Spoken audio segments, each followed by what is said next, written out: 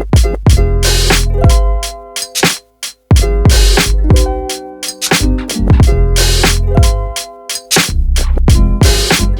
Nelly with the Journey of Compassion.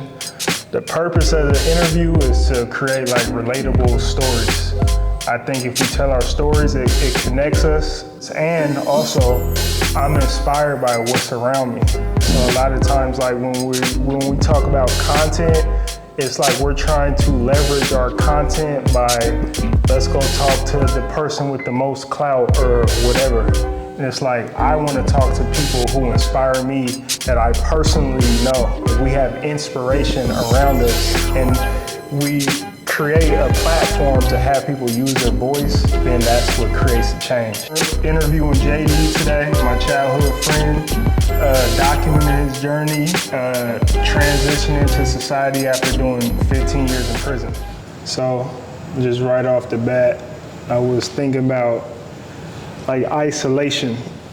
So you've been isolated for a long time, and it's like, speak on that, because it's like, for me, from my understanding, like when you get a sense of like isolation in your life. I lived out of town for a minute, so I felt it. There was no family, there was nothing. So I'm in this city by myself. Right. So I got to be away.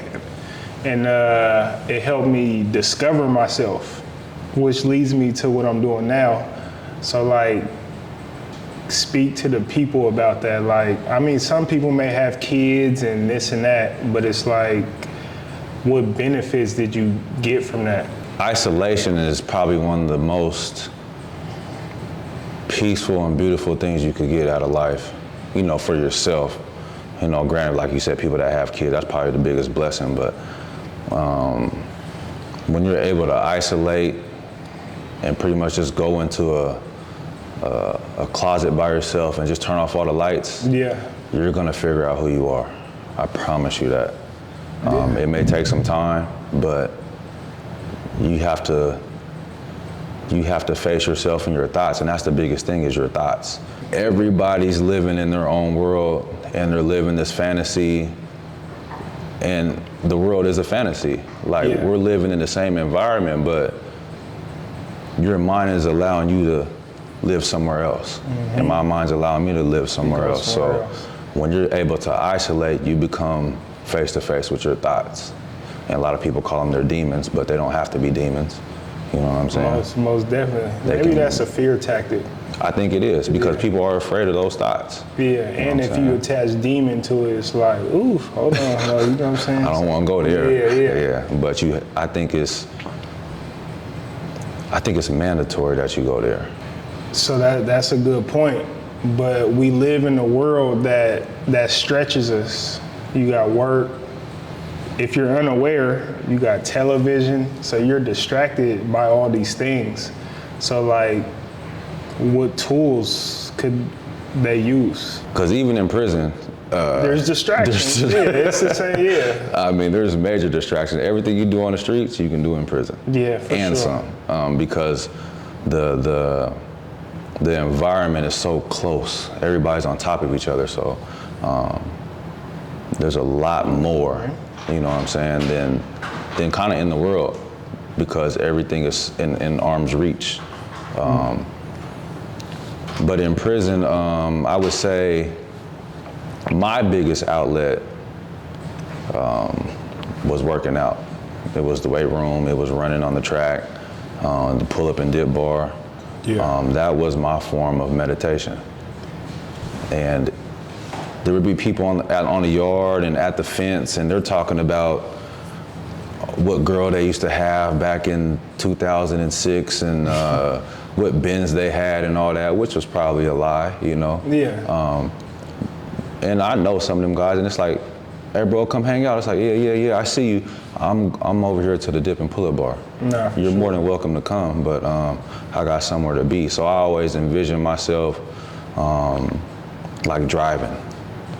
Like when I'm getting to that yard, I'm driving to my destination. For sure. And I can stop and say, hey, real quick, but I need to keep going. That's what I learned too. So I had a drinking problem, but I don't give a fuck. I'm going to work out. This was almost 10 years ago. Right. So that was my therapy. But then after I started working out, but I started learning about like meditation and stuff. So that helped me. So then working out wasn't as serious. But I realized to transform yourself, it takes repetition. Reps. There's no days off. So it's like what I'm learning too, like whatever you study, that's what you become. So if I want to fucking learn about cameras, I gotta study this shit. If I want to change myself, I gotta study myself. But we're not studying ourselves though, because that's what I'm saying, it's the distractions. Damn. So now you got what they call it a spiritual warfare. It's like nobody knows how to get to themselves. And it's like so it's like it's fucked up, but it's like, damn, we need conversations to. You gotta figure out how to quiet the noise. I told a girl to meditate, she said, I don't got time. Huh? She didn't have time to breathe. What? But you can be on your phone all day and you could be doing You this. get what I'm saying? This is how the world is thinking. We not willing to do the work. I haven't always been a Muslim, but now that I have converted, I appreciate being able to pray. It's mandatory that I pray 5 times a day. I have to meditate at least 5 times a day. Yeah. And it gives me the ability to quiet the noise. For sure. Even if it's just 5 minutes. For sure. I have to breathe, I have to prostrate, I have to do these things in order to get myself back into alignment so I can finish my day out. You know what I'm saying? So people think, oh, meditation, I just have to sit here for an hour and be quiet and still, like, nah, take 5 minutes out your day. That's it. And take some deep breaths. I've been driving in the car taking deep breaths, like just trying to. It's not that we're not serious. exempt. Yeah, we're not like, even though you can be on the path, we're not exempt from the anxiety, and it still pops up. Yeah. But now it's like when you have the tools, now you don't gotta substance abuse. You don't gotta. I can handle it. You don't gotta overeat. You don't got. You know what I'm saying? Because you got the tools. I don't have to be afraid of these thoughts. I don't have to numb myself so I don't feel nothing. Right. And that was one of my biggest things was, and I'm still struggling with it, I'm not a big feeling type of person. Not saying that I don't have feelings, but when I was younger, I ran from them. So it was drinking on the weekends. You know, I never had like a big drinking problem, but on the weekends, let's get a bottle. Let's drink. Sure. I smoke weed every day. Yeah. But I'm not afraid of my thoughts no more because they don't control me. No, for sure. I found the balance of like your thoughts are like an ocean and they come in waves. They don't stop coming. They do. They're not going to stop coming. Some are going to be bigger than the others. Right. But I have the capacity to say, all right, well, that's just a thought. Thank you for sharing, but I don't need you right now. I don't believe in that. Right. And then the next thought will come like, it's more positive. Yeah, I believe in that. I'm going to run with that one. I have the freedom of choice to say what I believe in, what I don't believe in. Yeah. You know what I'm saying? So. That's a process to get there. Is it? I mean, you got to do a lot of work. Do you? But you talked about like drinking. Were you drinking because that's what the environment, you don't know no better, but also like, so I started drinking at 16. Mm-hmm. Of course, we don't know, we're so young, we don't know how to process emotions, but like were you going through something that you realize now? I realized as I got older, 26, oh, my dad was on heroin. Mm. So that, I'm getting traumatized. I come back, coming from Garfield, bro, it's looking like a movie. Yeah. I walk in the house, I'm talking about knotted out, pants down, oh shit. But I'm not thinking like, oh, this is painful. It's just like, oh, well, the homies is drinking for shit. I'm about to go drink. And then it carried on for 10 years. I'm like, hold on, alcohol is ruining my fucking life. What was going on? Yeah. What happened? I should have like 5 DUIs. Right. Nah, it's a mixture. Just like you said, it's a mixture. Like, I come from that environment. Yeah. My dad drank, my aunties, my uncles, everybody drank. Everybody smoke weed. Yeah.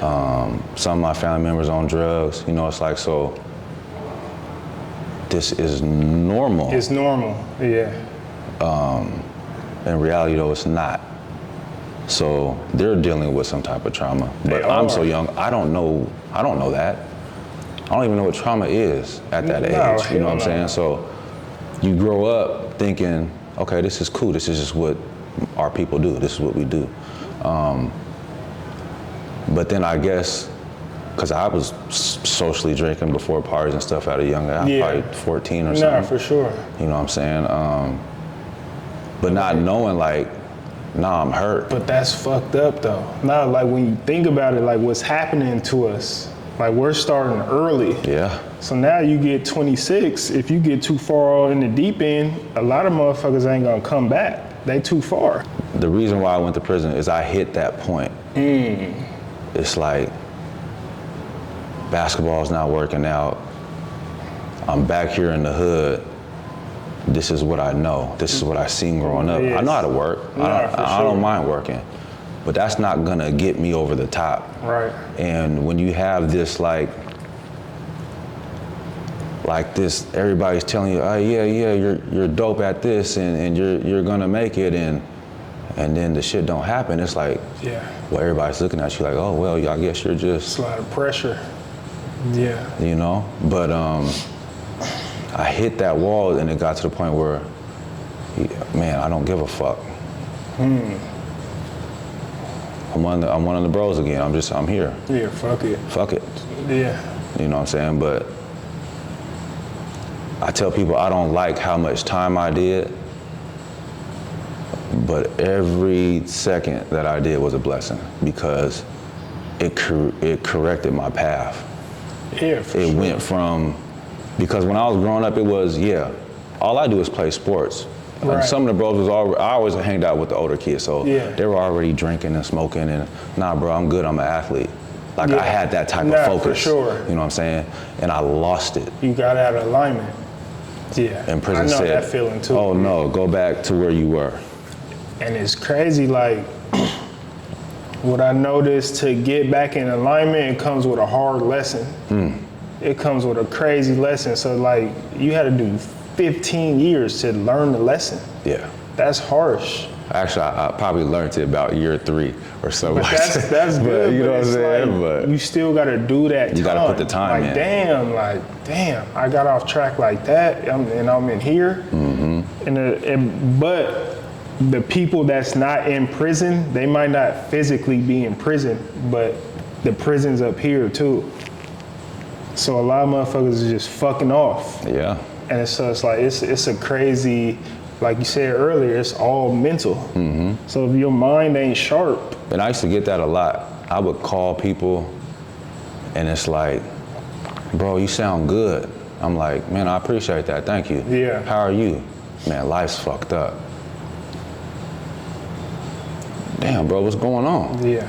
Oh man, I got this happening and my money ain't right with this and this broad, and I'm like, man, you're free. Yeah, that's what you would think in there. But I'm saying, like, but they're free. You can do whatever you want to do, but you're letting outside circumstances and situation mess with your world. For sure. There's no way I should be physically locked up. But I'm more freer than you. And I think that's what we talked about when you was in prison. Yeah. And I recorded it on the phone and put it on IG. But yeah, I mean. that shouldn't be, it shouldn't be that way. But we let society and this system say, if you don't go to work at this job, you're not gonna get no money and you're not gonna be able to eat. Yeah. So now that's pressure. Yeah. Now you got your kids in this school system that don't work. Yeah. And you're frustrated because your kids aren't getting the right attention they need. So now you feel some type of way about that. Your world's messed up. No, for sure.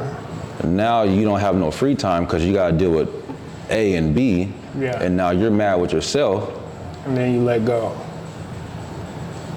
Then it dwindles and you just go down a downward spiral. Downward spiral. But if you're able, as we said earlier, to isolate and be alone with your thoughts, you're gonna see, well, you know what? I can only do so much with this, so I'm gonna do what I can do. And I can only do so much with this. And you start to relieve yourself of some of that anxiety and whatever else comes with it. Right. And you start to free yourself up mentally. Yeah. You know what I'm saying? You start to chase and do what you want to do. Right.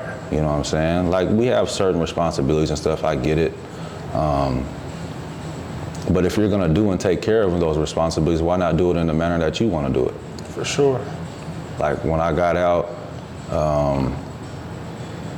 there was anxiety. Mm-hmm. Things didn't happen the way I wanted them to happen. For sure. I had things lined up. Yeah. But the universe, God, Allah, however you want to put it, had a better avenue for me. Right. I didn't see it at the time. Yeah. But I didn't stop working my plan. For sure. And I think I tell that to a lot of people. It's like, whatever you do, man, work your plan. You might have to go take a little side job. Cool. But don't forget about you. What do you want to do? Yeah. And still chase that, you know what I'm saying? Don't let the noise distract you from what your purpose is. Right. You know, I played sports all my life. So I always had that type of discipline as far as working out and stuff. But in prison, there's everything in there to keep you from doing something like that. So when I did go work out for the first time, I got the same type of like natural high I would get from like playing basketball or football. And I knew I wanted that feeling every single day pretty much. And it would keep me away from getting into the prison fights and all the politics and all that. And I could kind of just isolate myself. And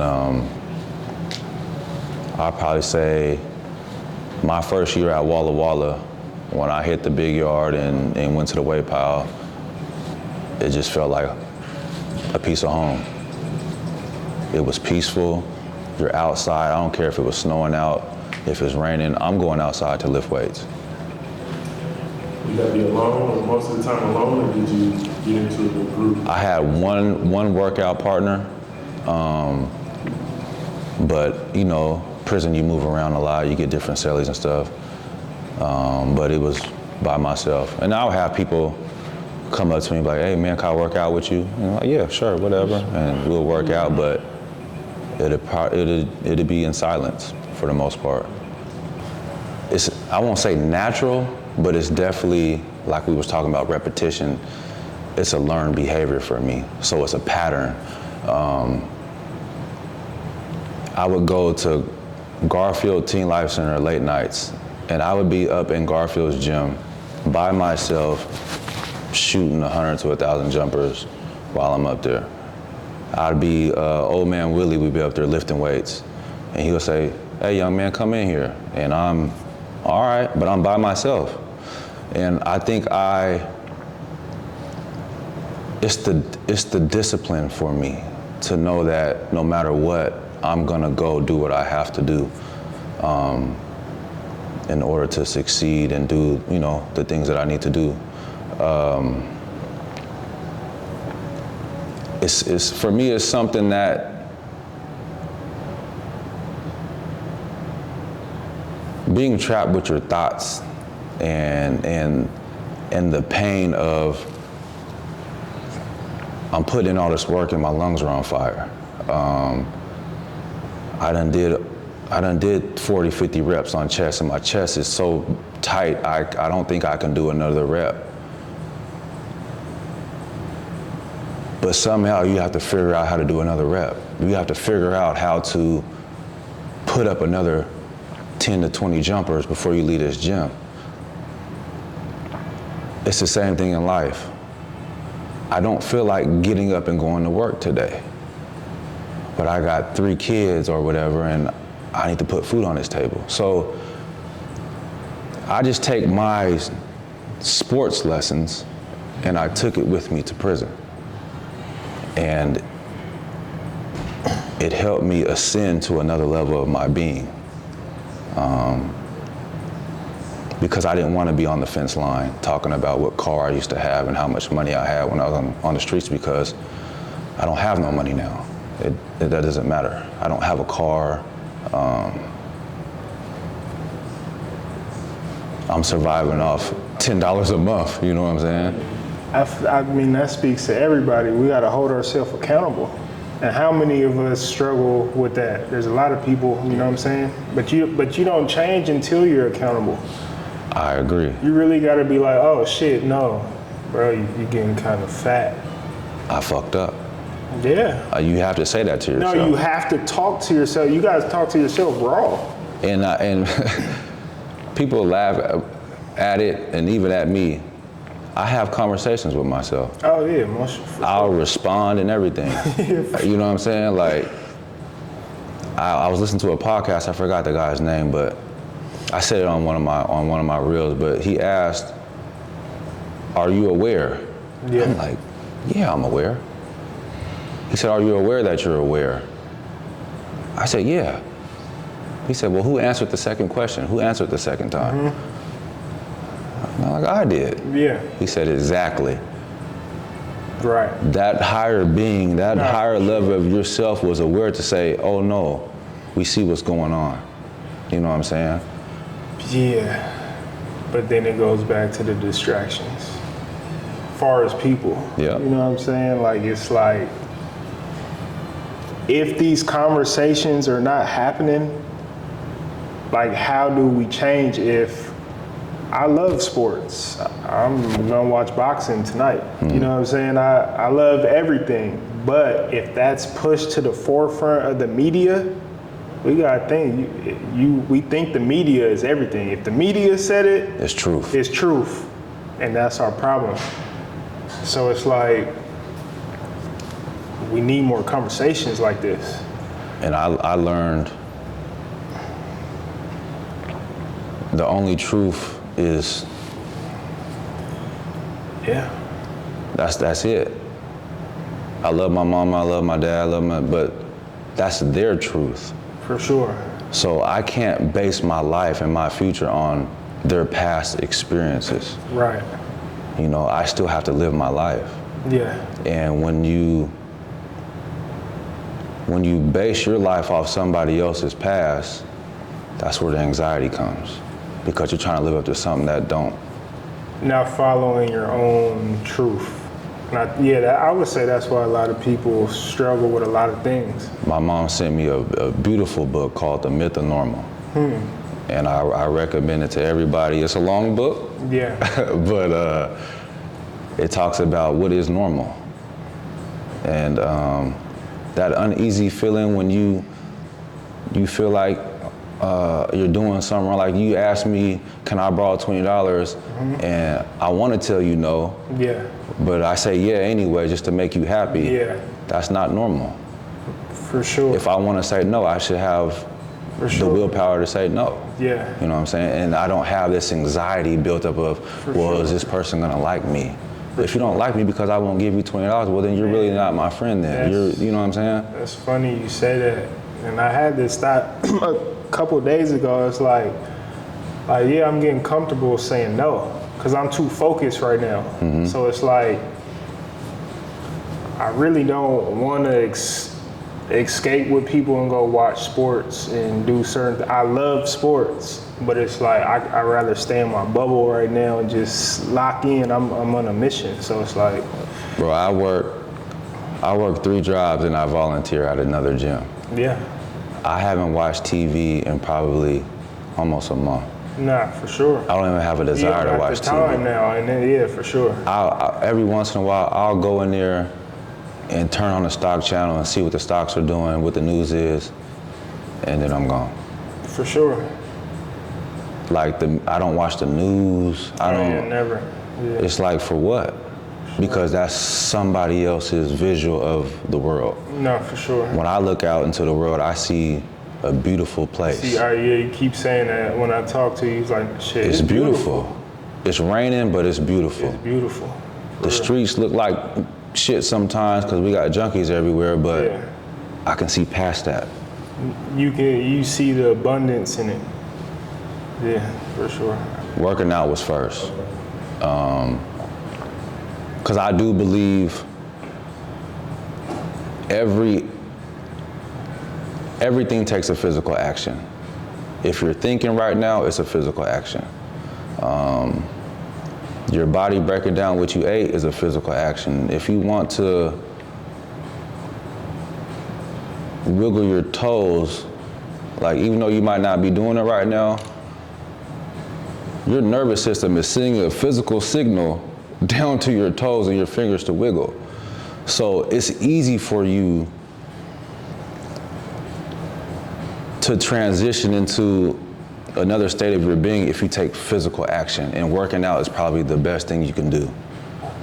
Because not only are you working out your physical body, but your neurological system and your mind. And people don't even know it.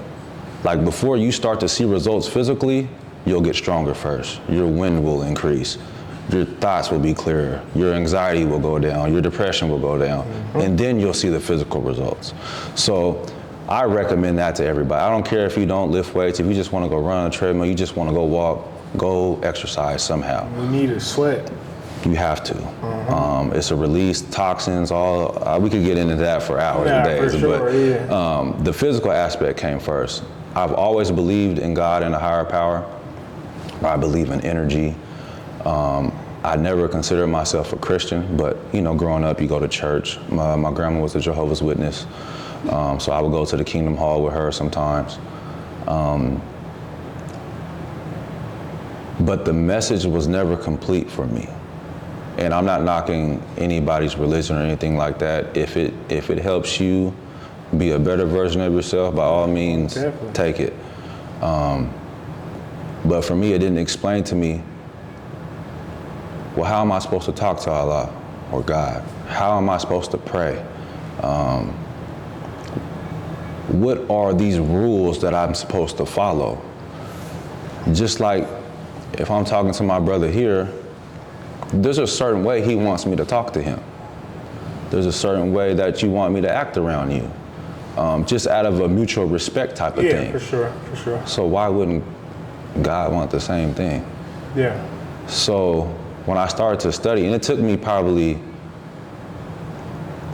it was towards the end of my sentence while I was in there, and it took me a year of reading and studying, because I just don't jump on anything. I wanted to know, what am I following? So after that year, it was like, this is right.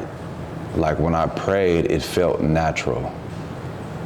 And I'm thinking like, while I'm praying, I'm doing a physical movement, more than one movement, because you have to prostrate, you have to bow, you have to do all that stuff. I'm breathing, you have to focus on, like it teaches you how to be mindful of everything that you're doing. I get what you're saying. So that grasped me off the rip. Because it's practical. It's like, man, this is what I do when I work out. Nah, for sure. Yeah. And it makes me feel better. For sure. And I don't hear anything when I'm doing this. And the only thing that I hear is my thoughts. And I have to dismiss some of them. For sure. And be like, no, focus on what you're supposed to be focusing on. Right. So by the time it came to me to leave the camp I was at, it was like, I need to take my Shahada. And it was one of the most beautiful things I did. They gave me the name Makin. It means strength. And I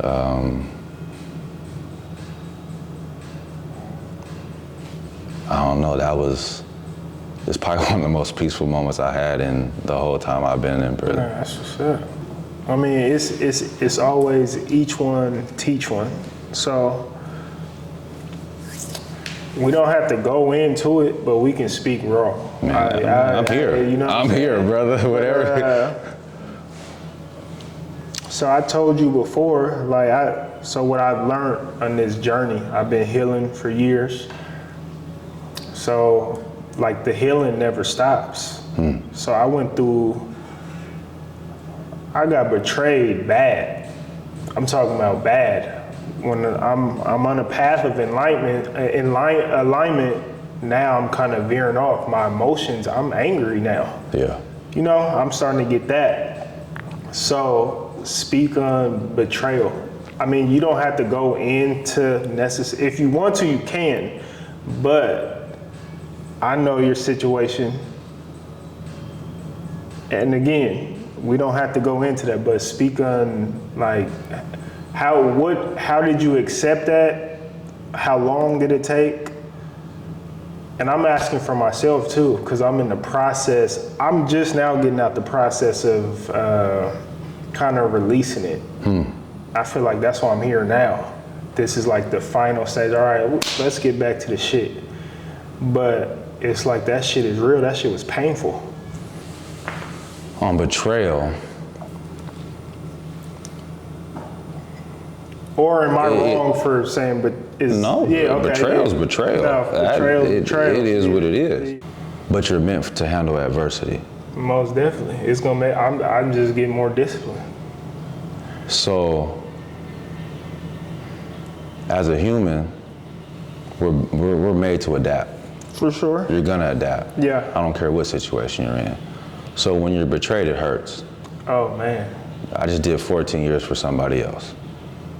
Keep it 100. Nah, for sure. You know what I'm saying? I didn't commit the crime that they put on me, but how I was raised and where I come from. Right. That's, you know what you signed up for. Nah, most definitely. And it goes back to accountability.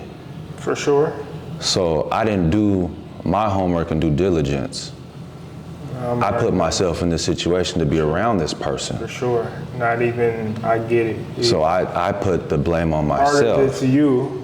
Exactly. They not exempt from nothing. No, but they did what they did. Yeah, at the end of the day. And that's how I feel. But my dad always says this shit's chess, it's not checkers. So you're supposed to think moves ahead. Yeah.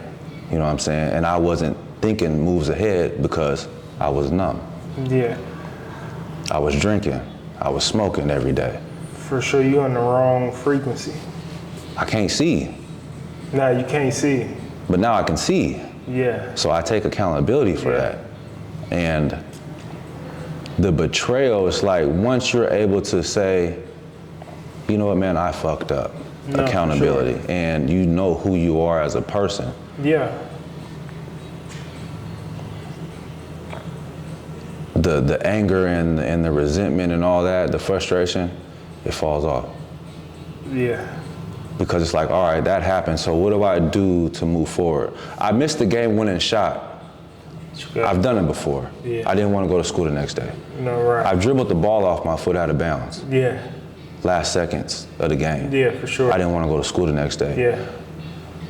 But my mom, hey, get up and go to school. You got to go to school. Turn the page. You have to go face that shit. For sure. It's the same thing with betrayal. And it's brutal. When you got to face it and you're accountable, I'm like, oof, okay. But then a month or two later, it's like the stock market. There's always a play. There's always a move to make in the stock market. It's the same thing with life. Yeah. You got betrayed. Shit didn't happen right. Next play. There's another one coming, or there's one in front of your face. Just open your eyes so you can see it. Man, it's crazy what you're saying, because that's what's happening. It never fails. But at that time, when I had resentment and I was getting more angry, I couldn't be a magnet to nothing. I couldn't attract nothing, because Right. I'm not on the right frequency. So then once I was like, you know what, I gotta find a way to release it. And it was a process, and then now, like, yeah, it's just, And I've been there. It's right. Believe me, It's- you can't attract nothing because your mind's cloudy, it's foggy. too cloudy.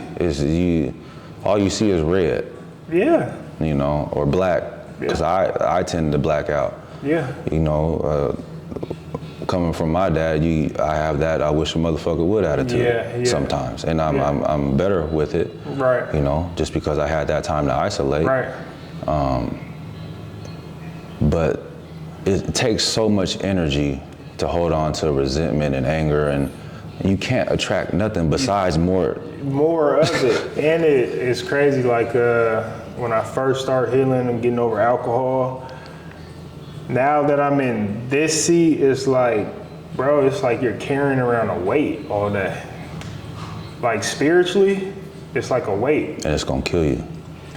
Yeah, I just seen a video on somebody, a dude said anger killed him. It's gonna kill you, I promise you. Yeah, nah, it's real. Anger kills you. It attracts the wrong things, and that's why I had an alcohol problem back in the day. Mm-hmm. Yeah, so nah, that was good. I can take something from that. It's like, but betrayal is a cold feeling. I just want you to know you're equipped to handle it though. Like, Nah, for sure. the reason why that person betrayed you, and it sounds messed up or whatever, but like I say, God, universe, however you want to put it, already knew that you were going to take what you needed from it, and it was going to push you to another level. That's how I feel. And if that was to happen to that other person, It's over with. They gonna fold. fast. Yeah. And that's the mentality I had when I got betrayed. Like, that person wouldn't have been able to, I don't think that person would have been able to do 14. But I was blessed enough to have my mom, my sister, my dad, Yeah. other friends and family, a spiritual guide, you know what I'm saying? Like, I had all the tools around me to get me through that time. Nah, for sure. And it took you to another level that like it take work to get there. The internal part, it take daily work. Daily work. I've read so many books, I can't even. Yeah, for sure. You know, I can't even tell you how many books I read or even all the names of them, but they still resonate. They still are a part of me. Like, we'll have conversation and a page will pop up out of a book or a couple sentences, you know, like, so it definitely took every 14 part of that years of work. When did you say you finally released it? Like what year were you in? As far as releasing the resentment? Yeah, or just like the betrayal, like, okay, this happened, but. Let's see, I fell in 2010. Got to Stafford about 2014. I would say about 2014. And you went in? 2010. You went in 2010? Yeah. Did you? I was in county jail 2010. And if you said 2014. Yeah. But that's the process. You gotta be willing to do it. Yeah. And I let it go when I found my purpose. Mm-hmm. As soon as I found my purpose, as soon as I started working out, and then I seen, oh, this is me. And then I'm able to, people are attracted to me because I work out. Yeah. Now I get to tell them everything I learned because they're going through similar things. And you're going through it and bringing them back. It was a natural flow. It was like me picking up a basketball. Mm-hmm. It just felt natural. Yeah. So once I was able to find my purpose and rediscover who I was as a person, there was no resentment. Nah, it's funny you say that because it's like when you really overcome those obstacles, it's like you gotta do it. It's like you gotta grab that next person. You have to. It's like it don't even feel right. No. Yeah, so.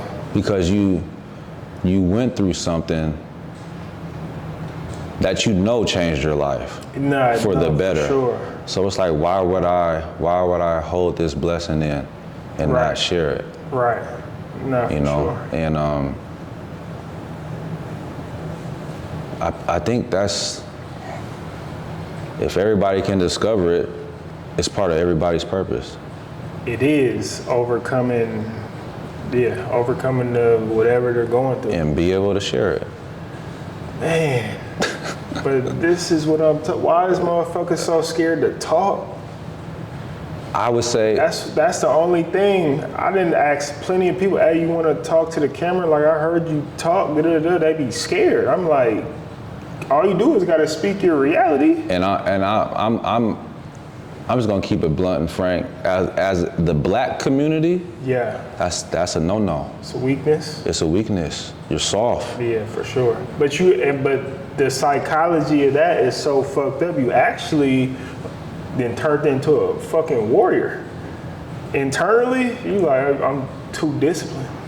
If you're able to release that that trauma and accept it and realize it, that trauma was actually a gift. For sure. And now you could take that trauma and all that pain and put it on the shelf and only grab it when you need it because it is part of your armor. Yeah, most definitely. You're able to have these conversations without fear. For sure. But you have to release that first. Yeah. And it's a tough process. There's probably gonna be some nights where you're crying and yeah, you know. But I promise you, my grandmother used to always say, there's light at the end of the tunnel, baby.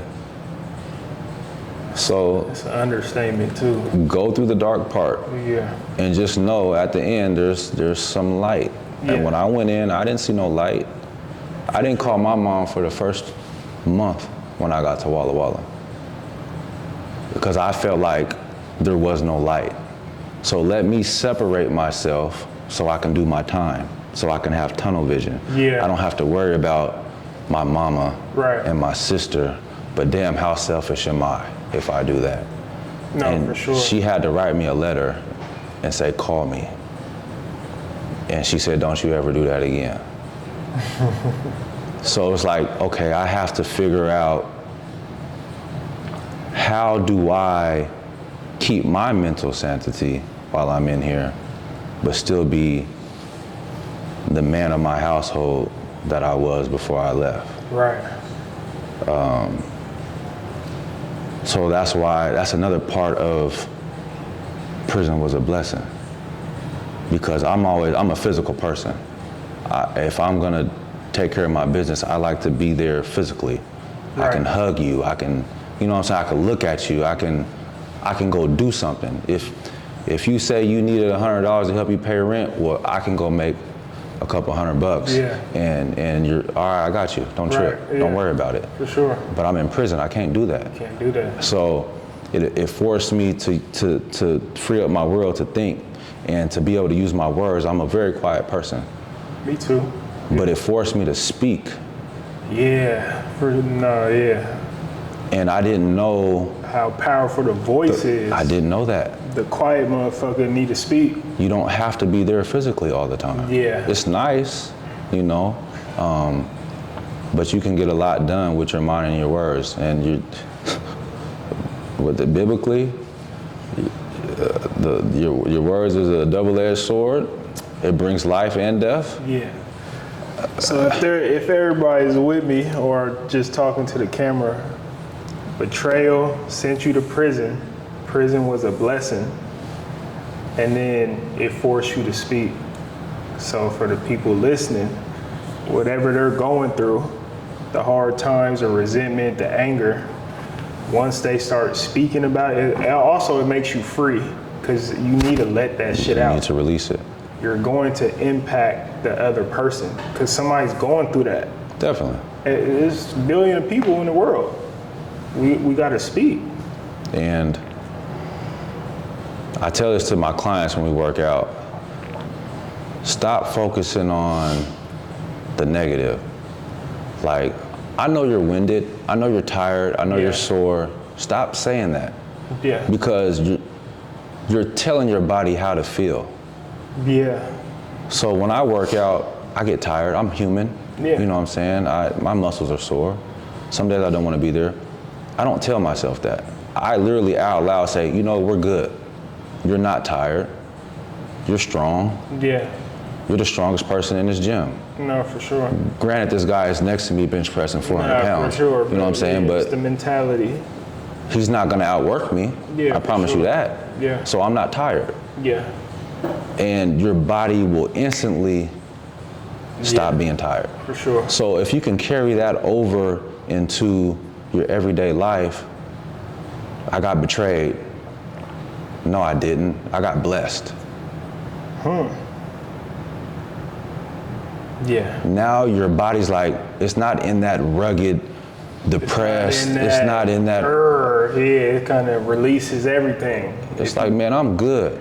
I just learned in 14 years what some people don't even learn in a lifetime. Most definitely. Most definitely. So it was a blessing. It was a blessing. I don't wish no ill will, no harm. I got phone calls. When I called home, hey bro, what you want me to do? Hey man, fall back, relax.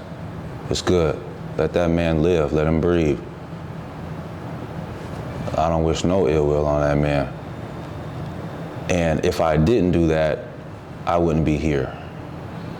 I probably physically wouldn't be here because I probably would have had more time on my sentence, for one.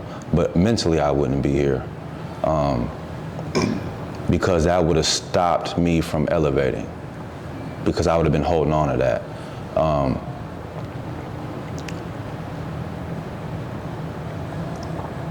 What it took was, I think the biggest part, which we already discussed about, was accountability.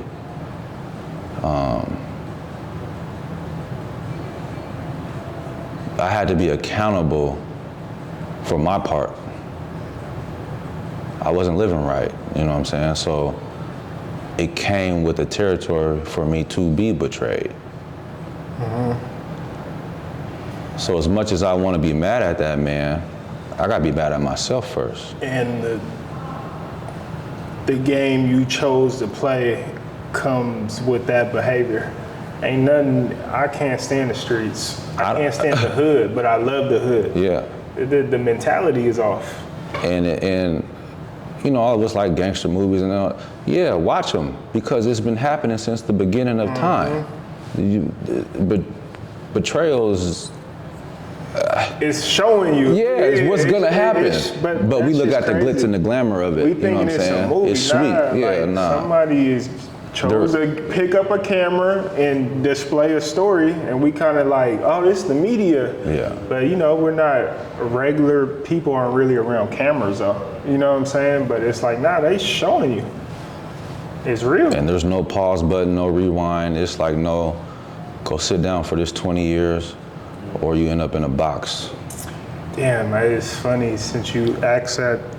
It can go so many different ways because it's like when you think of music, and it's like if you're influenced to be a certain type of rapper, it's like it sounds good, but you're clouded right now. Yeah. And then when you go to jail, some people get to find themselves and then they start speaking different. And it's like the music is crazy too because it's like the influence. It's like it's like of course he's talking like that. He's in the midst of it. Right. But when he goes sit down, He's gonna be crying, calling his mama. and they say 15 years, now he got time to self-reflect. Then he's gonna be like, oh nah, that wasn't it. Bro, he's gonna be in there, cause I've lived it. Yeah. You're gonna be in that cell by yourself or with a cellmate, and your stomach's gonna be touching your back, and you're gonna be like, what was I thinking? I was tripping. I was tripping. This is what they was rapping about, and go earn your stripes, and you're in here eating a cup of noodles and a butt-naked soup with a meat stick in it. This is the life you want to live? I gotta shit, piss, brush my teeth, sleep, work out in this one little room with another man in the same cell. Norris, when we go to the bathroom, we close the door. That's private time. You gotta do that with another person? Ooh. You have to be subject to strip searches. But damn, like, what was the process of that though? Like, just like learning all these new things. Like, damn, I'm at the, bro, I gotta do all this with a cellmate. You get you put your little Yeah, a little- your little courtesy sheet up. You know what I'm saying? But it's like it's still something you have to get used to. Yeah, that's like you crazy. said, we close the door. Yeah. You know what I'm saying? You had to adapt to that. It's an adjustment. You had to adapt. You have to adapt to. You know, you come in from a visit. Yeah, go get strip search. It's After every visit? It's dehumanizing. It's Yeah. degrading. But I want to go hug my mama. Yeah. So that's what I got to do. You know, it's just a testament to the people that have done it. I just want them to realize, like, you're powerful. Even if you didn't go to prison, No, for sure. I know you probably got this job and your boss is dehumanizing you, and but you go do it like you're powerful. You can rise above. You might not see it in the moment, but you can rise above any obstacle, because they're really not obstacles. They're just Mental obstacles. they're not even mental obstacles. They're just situations that are placed in your path to help you skip another level. For sure. So you might have a, on a scale of 1 to 10, 10 being the highest, your character level might be at a level 4. So when you have a small, minute problem, you don't have $20 for gas, your whole world's flipped upside down. Mm-hmm. But if you have a level 8 to 10 level of character and you don't have that $20 for gas, that's not a problem at all. Right. Yeah, for sure. Because I know, oh yeah, well, let me go do a DoorDash or whatever y'all do now, Uber Eats, right? And go make 40, 50 bucks real quick. And if I run out of gas, I got a gas can in my trunk. Yeah, for sure. And I can just walk to this gas station and get me some gas and come put some gas in my car. Right. You've had time to be by yourself and isolate, so now you're thinking like, that's not a problem. Right. So why would I even get worked up over that? Yeah. I can go make $20 real quick. Right. This thing is been a blessing to you guys out here. Sure. You can go make money whenever you want to. Yeah. So being able to isolate and figure out who you are and your why and your purpose, that mental clarity and redefining your world makes your character level like Sonic the Hedgehog, like how he spins and he just takes off. Yeah. It's like that. Yeah, for sure. And when you're up there on that level, it's like sitting in a skybox watching a football game.